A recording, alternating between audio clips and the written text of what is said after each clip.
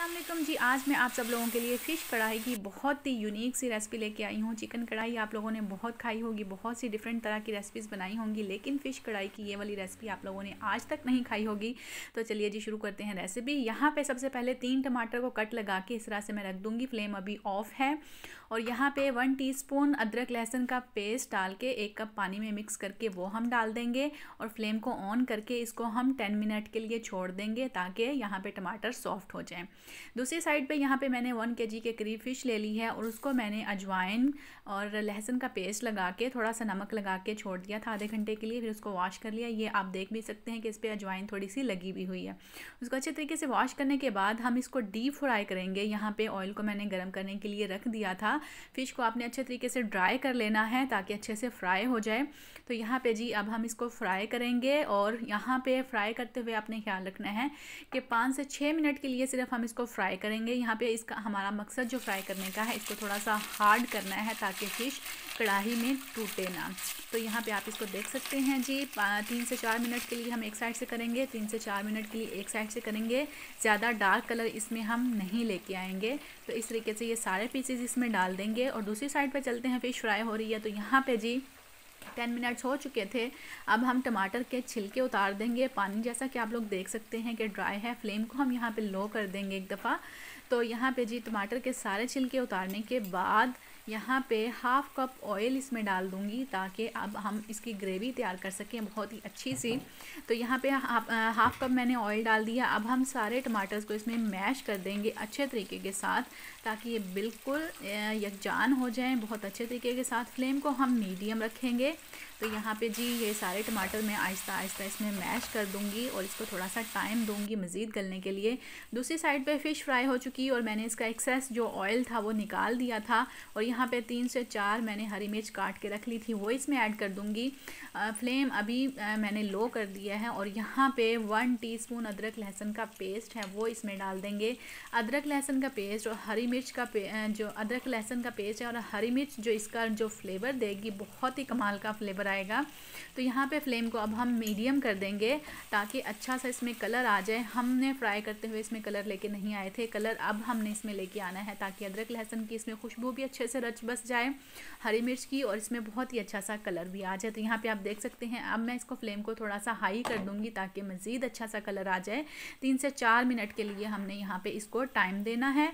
और जी अब हम दूसरी साइड पे चलते हैं। टमाटर को चेक कर लेते हैं कि टमाटर की क्या कंडीशन है। तो यहाँ पे देख सकते हैं टमाटर बहुत अच्छे से गल गए थे। थोड़ा सा मैंने पानी इसमें ऐड कर दिया था ताकि इसकी अच्छी सी ग्रेवी बन जाए।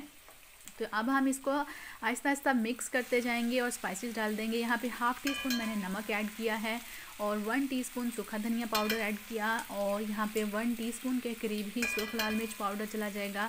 1/4 टीस्पून इसमें हल्दी पाउडर चला जाएगा और यहाँ पे half teaspoon crushed red chilli pepper चला जाएगा। 1/4 टीस्पून ही काली मिर्च इसमें चली गई। अब सारी चीज़ों को हम मिक्स कर देंगे। बहुत अच्छे तरीके से हमने इसको मिक्स करना है।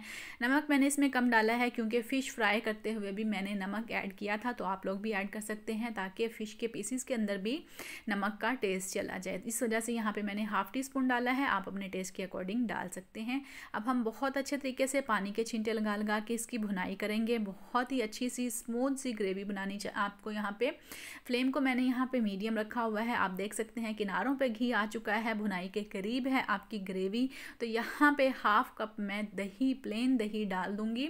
फुटकी वाली दही नहीं डालनी है। उसके बाद थोड़ा सा पानी ऐड कर देंगे। फ्लेम को ऑफ़ करके आपने वाइट चीज़ जो भी डालनी है फ्लेम को आपने लो कर देना है और उसके बाद आपने फिर इसको मिक्स करना है ताकि कोई भी गुठली फुटकी ना बने। अब दोबारा से हमने इसकी बहुत ही अच्छे तरीके से भुनाई करनी है। कवर करके रख दिया था ताकि यहाँ पे अच्छे से सारी चीज़ें रच बस जाएं, मसाले भी उसमें मिक्स हो जाएं। और दोबारा से अब हम इसकी भुनाई करेंगे।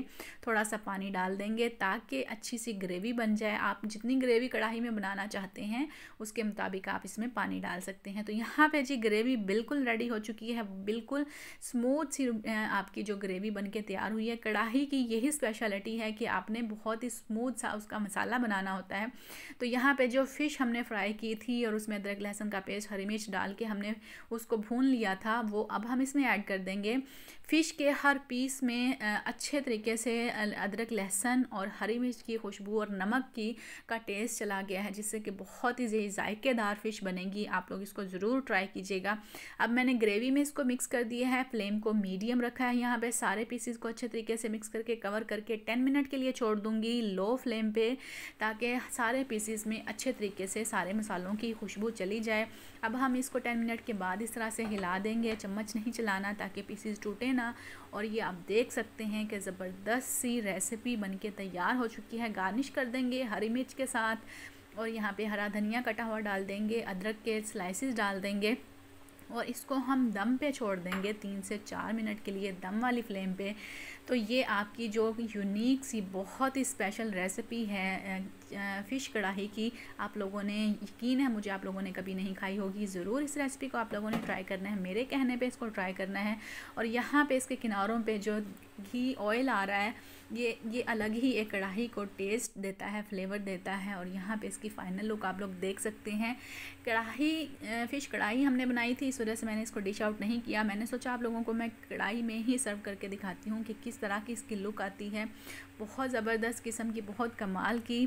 तो यहाँ पे इसको मैं आप लोगों के पीस भी चेक करवा देती हूँ कि बिल्कुल नहीं टूटे। और हर पीस में आप मसाले को चेक कर सकते हैं कि हर पीस में मसाला गया है बहुत ही अच्छे तरीके के साथ। हर पीस में, जब फ़िश के हर पीस में मसाला जाता है तो इसका मतलब फ़िश आप लोगों की बहुत अच्छी बनी है। अगर फ़िश के पीस बिल्कुल फीके फीके और बाकी ग्रेवी अच्छी बनी है तो वो फ़िश अच्छी नहीं बनती।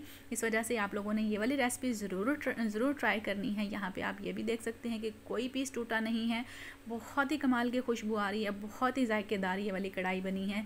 तो जी यहाँ पे आप इसकी फ़ाइनल लुक देख सकते हैं, कलर देख सकते हैं, बहुत ही खूबसूरत सा। तो जी अपना बहुत सारा ख्याल रखिएगा, दुआओं में याद रखिएगा।